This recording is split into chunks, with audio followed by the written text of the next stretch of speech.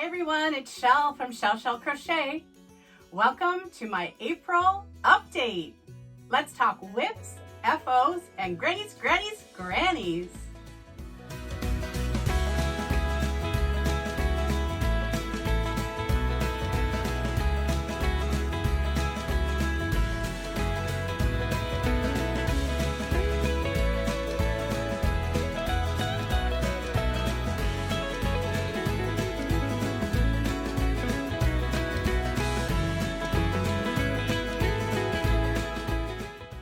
Hi everyone, how are you today? I hope you're doing well. Welcome to anyone who's new. This is Shell Crochet, and we're going to talk about what I've been able to make in the month of April 2022. Some whips, work in progress, and yeah, there's been a lot of grannies. So we have a new setup / the old setup in reverse. So you're just seeing me from the opposite side of the room, and I've told you before, those of you who've been here before, that I stare at my yarn normally when I'm recording, but now you get to stare at it with me. I particularly love the shelf above my head that hubby's grandfather made, and I just get to stick in all those little gems that you can pull out when you need to and see them all the time. My yarn still needs some TLC in terms of organization, but at least we're in the room again today. Anyway, let's talk about what's been going on in April. Let's start with the finale of my Erigeneia shawl. Here she is, all done. And you can see the bottom there. I did finish it properly. Thanks for the encouragement, Debbie. And I am happier with how it looks in person than how it looked on the photos. There's just something I didn't like about the bottom of the shawl as it appeared in the photos, but I do like it in person. Thank you very much, those people who offered to rescue me with yarn. I think the very first comment I got on my last video was an offer of this exact yarn from Hobby Lobby, which I said no to, but thank you anyway. It would have been complicated with the cakes to try to make it work. I needed a solid. I didn't have a solid, so what I went back to is a 4-weight cotton from Hobby that I was gifted by Crystal from Macola's Crochet Corner in a very light gray and then a charcoal gray. So that's how I decided to finish her off right there.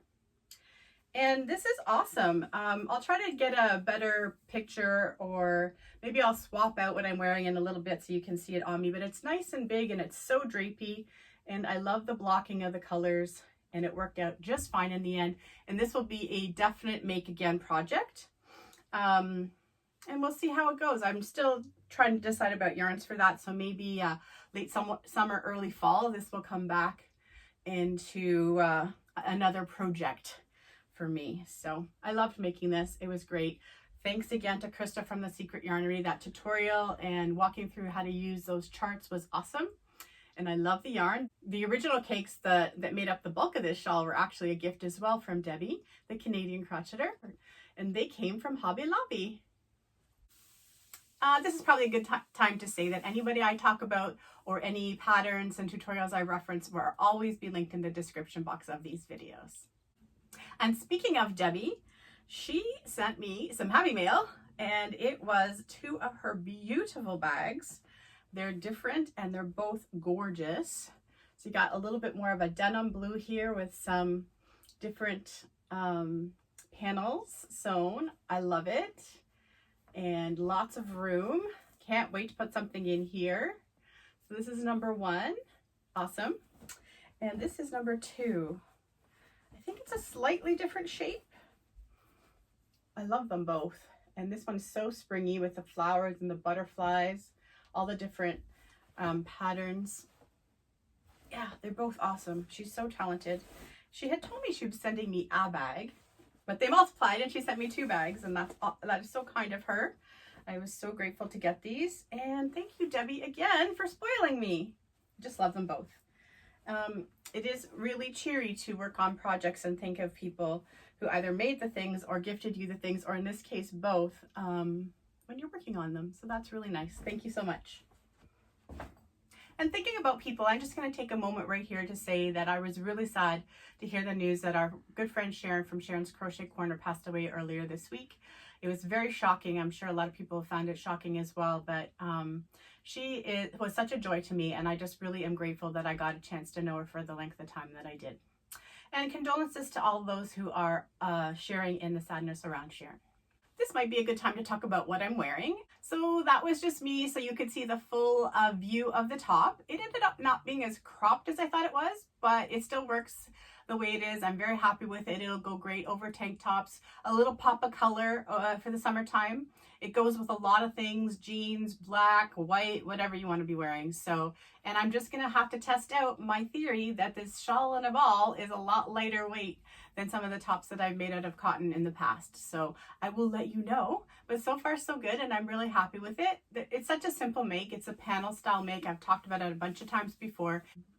The colorways of this top are Healing Teal and Restful Rainbow, and I'm not so sure whether or not they have those still.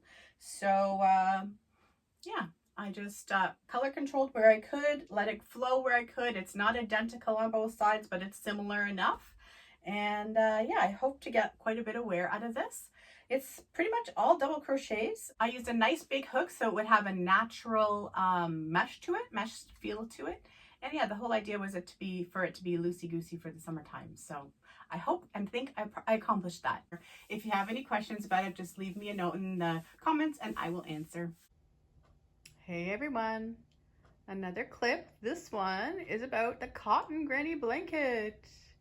Got my squares laid out in their sets of 2 where available. There's a few hanging out that are singles at the top there. Still got to fit them in.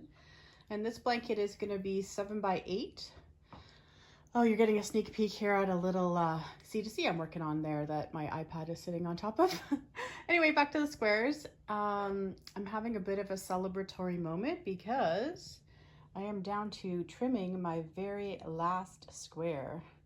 And there will be 56 total. I think we're pretty even on the solids versus the variegateds. And I'm getting a little plan going. I like to make a plan when I have 2 of each. Just using the first one. And then I repeat it, usually by not going in the exact same order, but in a very similar order. So you see where the black is at the very top left there? I would probably just start the row on the right of the 4th row. Because I still have to get my 4th row sorted, which is at the top there, because it'll be 8 rows long. So, and then instead of going from from left to right, it'll go from right to left in the second repeat. It just makes for some organized chaos. I've used it before for grannies, for other granny square blankets, I should say. It just keeps the squares in a nice mixture that you worked out the first time, but not exactly repeated the same number of rows below, for example. Anyway, I hope that made sense, and we'll see how far I get, because it's already Monday, April 25th today, so I'll be making a video on Friday probably, and I guess maybe I'll have a few of these joined as rows by then, and hopefully the blanket will be done in May. Okay guys, back to our video. So here's the layout. So some of them are individual squares, which gave me some creative license. And once I got the second set of doubles all laid out, I just took my time and played around with the bottom half a little bit so it didn't match so closely, especially in certain rows. The middle row was very matchy vertically. Yeah, and I took my time with the individual squares and just got it to a point where it looked as scrappy as I could make it. So now the next step is I gotta pull them all up and put them in piles and keep them in their order and try to know what I'm doing next. So I'm going to be taking a picture right after this. So I'll have that to go from. Okay, so let's talk about this blanket. It is almost done. It is 95% done, 98% done. I was working on my ends last night, but they're not all woven in quite yet. And there's no way I'm going to be able to show it to you all in person from here, but I'll show you a little bit at least. So this is my cotton granny square blanket, made all in Handicrafter Cotton, at least for what I know about. The color I used to trim all my squares and join all my squares was in those 1 pound mill-end bags from Yarn Canada, and had those for quite a while. It felt a little stiffer than the regular Handicrafter. Don't know why, but it did. Anyway, there are pictures which I will either put at the end or intersperse them here of the process. It is a 56 square blanket, so I did a 7 by 8, and I essentially, let me see if I can get the beginning here. I don't know how much of it I can show stretched out. Oh, there. So I essentially plotted out the first set of rows of 4 rows in an order that I was happy with, and then I loosely repeated it. So when I got to the bottom half, I just looked at how it was laying out and just made a few adjustments. And I like to just reverse it. So the black is over here and the teal is over here, but it was opposite at the top for the most part. And then I did have a few unique squares that didn't have partners. So most of the squares in this blanket, there were 2 of each color, but a few of them, there was only 1. So I just moved those ones around the most to give me some variety. And also, like, you know, didn't want all the reds to be near each other, things like that. So basically I just played with the bottom half a little bit, because the top half was the first sort of layer of organization, if you will, or variety. And yeah, so I will put in some pictures for you, like I said, and you can see. But it ends up being quite big, I think 63 by 72 or something like that.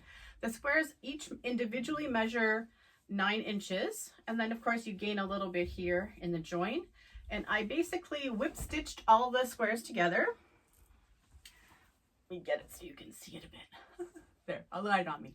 I whip stitched all the individual squares together, and then I actually single crocheted the strips of 8, the 7 rows of 8 together, just to have texture. So one side of a whip stitch has texture. Sometimes I choose that to be my right side.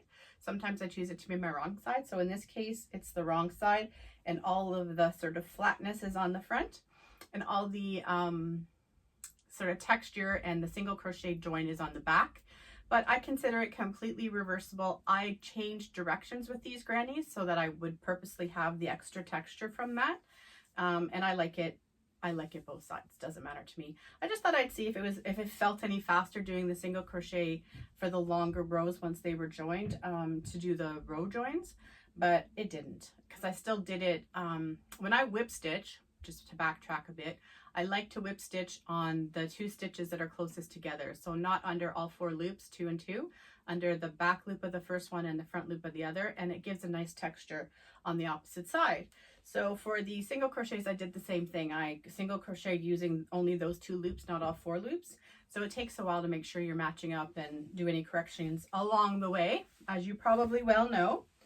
Anyway, I'm very happy with this. The whole idea is to use up stuff from my stash that I only had a bit of left, and I found that some of the balls I thought I would use up were bigger than I thought. So that's fine, because you never know what color cotton might come in handy for bags and dishcloths and things like that. But it was really, I think, a good idea and a good use of this yarn.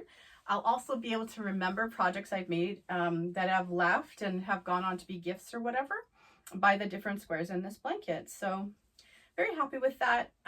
It's nice to have a cotton option for the bed in the summertime, whether it's for, you know, the living room, another one for the bedroom, it doesn't really matter. Or if it walks away, it walks away. But I was glad to have it done. And I do think this gray cotton being a little tougher even than regular Handicrafter, which says a lot, was part of what was bothering my shoulder and my arm.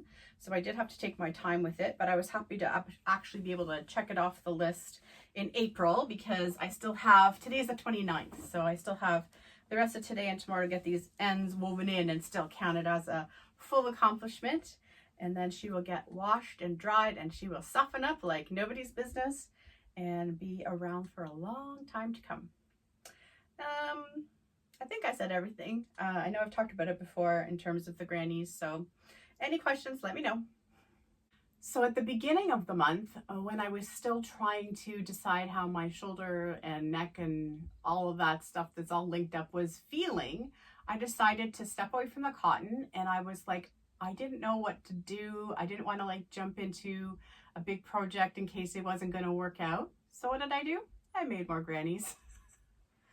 I had a feeling at the beginning of this year that it was going to be a very granny heavy year for me, and it certainly is turning out that way. So what I did was, I'm not sure what pictures I have, but I'll try to pop up the closest I can to the process I went through for this as we're talking here, and then I'll show you. But the ones I'm holding are almost done or completely done, so I don't want to put them up too soon. I started with some what I would call dark colors, and it could be a dark pink, not a bright pink though, all dark to me. So almost like the denim versions of colors, actual navy blue things like that, wine colors. I came up with 24 of those colors, and this is all from my scrap bag. Now keep in mind, my scrap balls have a lot of balls I've wound myself that came from the yarn I got from Cambridge Fibers early in 2021.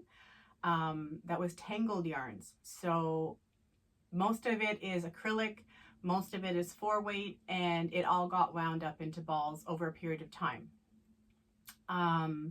And so it wasn't just, point being, it wasn't just my leftover scraps. Some of it was, you know, almost like purchasing mill ends, but they're tangled bags. And I can link the video where I discussed that last year in the description box of this video, in case anyone's interested. I know Carrie does have those tangled bags on a regular basis. You have to deal with the fact that sometimes you're not successful untangling, and that some of it does get cut by the machine, but it's a very, very good deal. It's not something I would personally buy again, but I'm not upset that I got it the first time. It's great for people that are doing a ton of charity projects and things like that if they want a really cheap yarn. So 5-kilogram bag of that yarn was $25, but she was selling them 2 for $25. So it was an awesome deal. Anyway, I digress. Okay, the colors again. So I will pop up some pictures here as we're talking. And so once I came up with those 24 colors, I was going to make 2 of each. So that was going to give me a 48 square blanket. The blanket build on this one will be a little bit more twin size, maybe 6 by 8, because it'll be longer than it is wide, but it's still going to be plenty big enough. And plus I have as much border as I want, right? But I decided to stop at that number once I found the 24 different colors. Also, like working with the scraps, trying to plan it out that I would have enough to do 2 things I wanted to do with that initial color. So once I had that done, I thought I'm going to want one color to be represented throughout that's a good neutral. So I picked gray for that. Then I thought I want something bright, and then I want something light, and then I want to go to the original color again, but not the same as the center. And then lastly, it's all getting black. Okay, so hopefully you saw some pictures to go along with what I'm saying. I know it's kind of hard to follow, but I was able to pick out, I think 8 bright colors. So then 6 in sets of 6, they got the bright colors. And for those ones, if I was using the Dusty Rose center, both of them got the brights.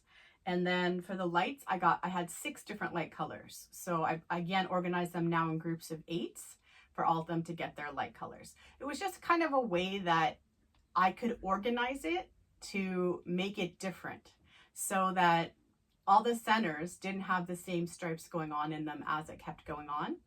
Anyway, I hope that makes sense. It's kind of hard to explain, but anyway, I'm going to show you some of the squares now. So here's an example.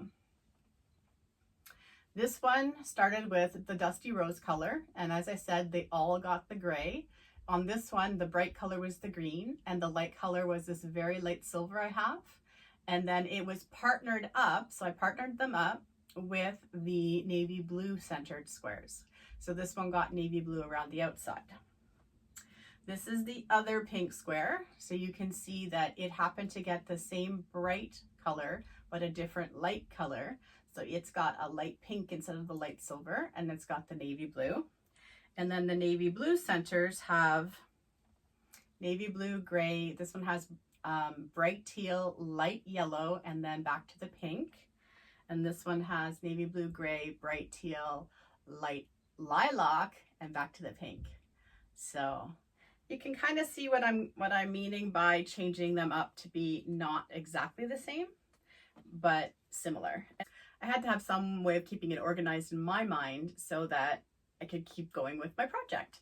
I haven't really done one of these. Like, this is probably the closest to a Roseanne style granny square blanket that I would do. When I started this, I just wanted something really simple to do in case I had to like pick it up and put it down with how I was feeling. And so I started with 3 round grannies again, but I knew I didn't want to make solid squares because I've done that a bunch over the last few years. So I wanted to make multicolored squares. And the other rule I had for this was once I got 2 colors in it, I had to do the ends. That was the max I could go. So yeah, it kept me on track. And so the stage that the squares are at now is all 48 squares are completely done except for the last round, which is the black. And I do have a couple of those started, I think 4. Let me just show you some other colors first. I'm not going to show you or even try to show you all 48 squares, but let's have some. So there's one of the green with brown. So really it's just the light color in the partnered up ones that are different. The brights are the same. So let me show you. I'm trying to show you the ones I have 2 of that came up handy here.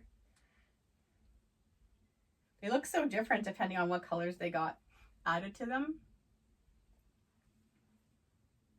There. So that just gives you an idea, and then now I'll just show you the ones I've actually trimmed in black. So here's the 2 that had the wine center. It looks so cool with the bright pink. And that idea came from that corner to corner I made with those Ogos at the beginning of the year. Stealing ideas when you like them, copy them. And then those ones have the wine as the last round of color before the black, and it has that opposite kind of army green color. I'm not sure how well it's picking up on camera in the center.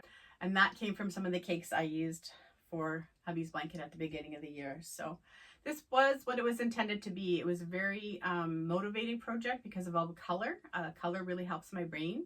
And it was bugging me that I couldn't crochet as much as I wanted to. So this was helping me feel better that way. And it's not a rushing project to me, so I would like to think it'll be done next time I talk to you, but if it's not, that's no big deal to me. I think one thing I'm going to do though on these 4, I tend to do a double crochet with a single crochet to end all my grannies because it's making it easier to sew them together. But on this one, I think I'm going to end it on the granny round instead because I know I'm going to want to put a few border rows.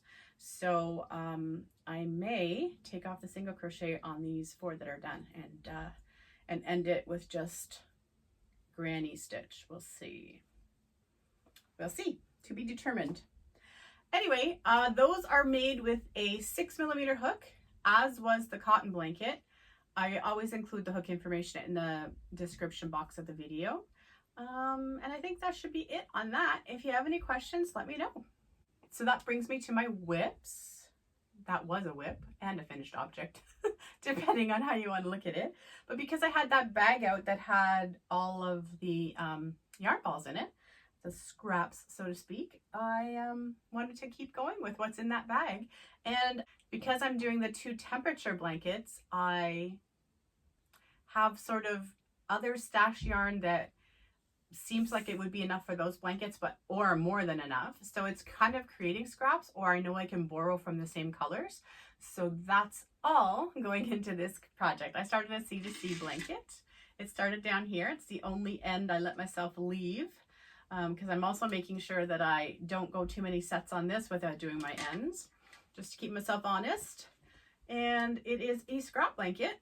And as my friend Carrie Penny said in one of her recent videos, the more color, the better.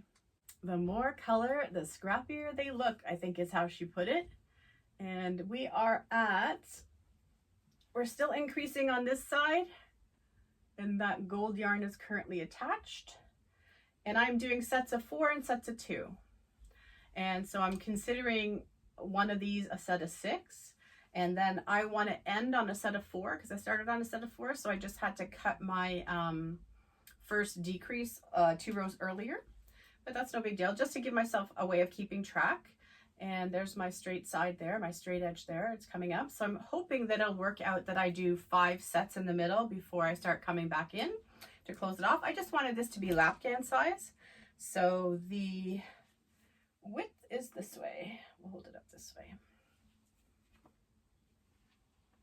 So coming along and looking fabulous. Love it. So regular corner to corner, there's a zillion tutorials I learned from Jada Stitches, and I am using a 7mm hook with that blanket. And I am doing the chain 5 method instead of the chain 6. I feel like I just don't need that extra chain. That means also when I'm going across my blocks, instead of chaining 3, I chain 2. And it just pops that block out just a slight bit more. There's a bunch of different variations for corner to corners that will really change the density of it. But that's sort of my favorite. It's easy to remember because I only have to change one thing.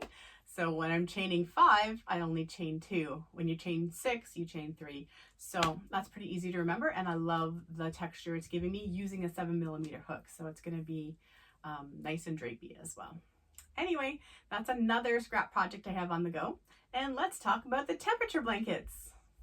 So before I pull them out, I will let you know that I have rejigged my colors, and I have not updated my typed out chart yet, but I do have a picture, and I'll pop that in here while I'm talking so you can see. I was just feeling like the order I had, some of the colors were too close together, and I just didn't like the flow into the hot temperatures.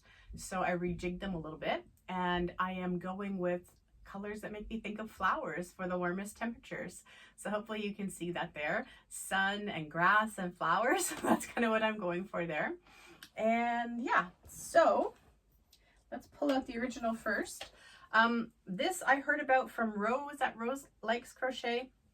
Hi Rose. And she had heard about it, I believe, from Dina at Dina's Homespun Fun.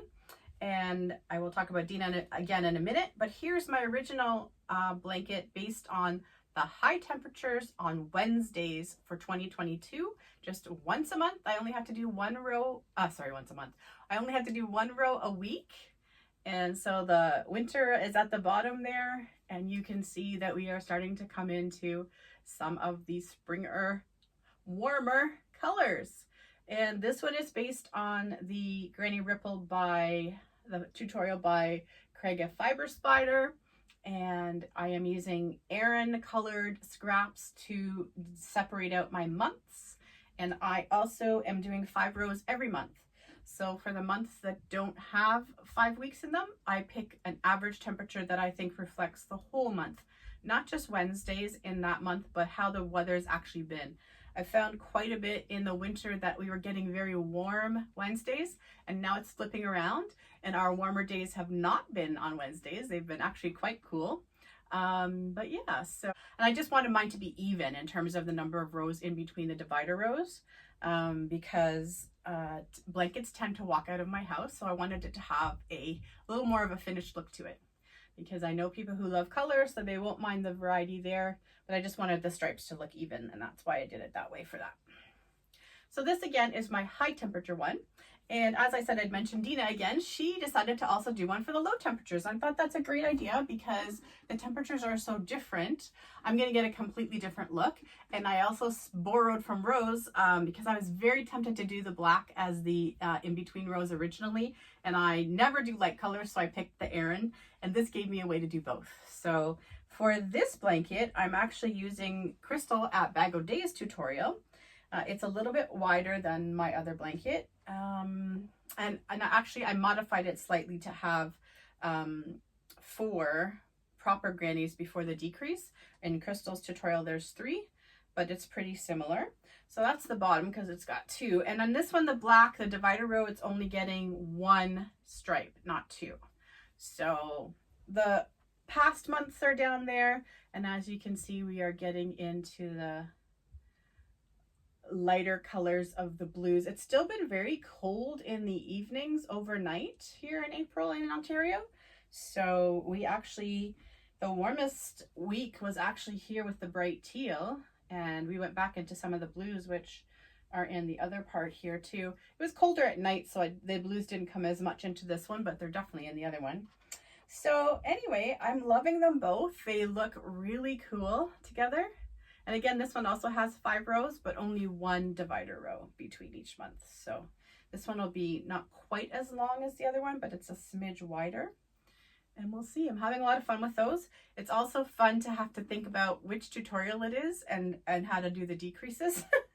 So the increases are pretty much the same for the points, but it's easy. It's mindless. I have the yarn set aside that can come into play, well, primarily for these as its main purpose, but I will, you know, venture to treat it like scraps too, so that I get through all of that yarn in 2022 from both bags of scraps. So anyway, it's not too late if anyone wants to jump on board, and I will update my community tab with the most recent color changes for the warmer weather once I get that chart updated. So in case you want to see, because my chart has Celsius, in case anyone needs Celsius, because I know the original charts were in Fahrenheit.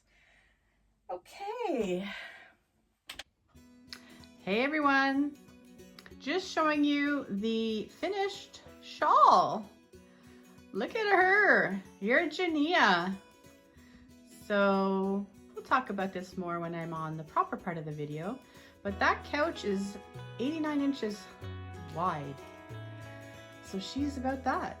Back to our regularly scheduled programming. So I just threw the shawl on here to show you as I'm gonna wrap things up for April. Yeah, so I have no big plans for May. Not making anything for Mother's Day this year. I'm happily buying Mother's Day presents this year, and I am going to continue on that granny square blanket. So like I said, we'll see if that's finished. I do have to make a poncho that has been already discussed with somebody who wants a poncho. So that will be fun. That's going to be in some nice deep summer tones, summer leading into autumn tones of some big cakes I have. And yeah, so I saw Pamela from Pamela Adoring's Crochet's poncho. I really like that. But my girlfriend wants a V-neck, so we're gonna go with a regular style for hers. And yeah, we'll see what gets on the hook for May. Still gonna be a little bit careful, but yeah, we'll see. I've got a few ideas of things that I could be getting into. And work is very busy, life is very busy. I am watching as much as I can and trying to catch up. What that often means is that people are on the TV, and when people are on the TV and I'm seeing you, the bonus is I get to see you. The downside is I don't get to comment near as much as I like to, and I'm not getting to as many lives as I would like to either, but that's just life right now. Anyway, everyone, I hope you're doing well. I hope you're embracing spring or whatever it is for you in your part of the world. Please feel free to share with me what it is you are working on. I love to hear from you in the comment section, and it's nice to interact. I hope you've seen some clips of things that I've taken throughout the month. I'm not exactly sure where I've inserted them, but there might be a couple things at the end. You never know. Have a great day, everyone, and happy crochet. Bye.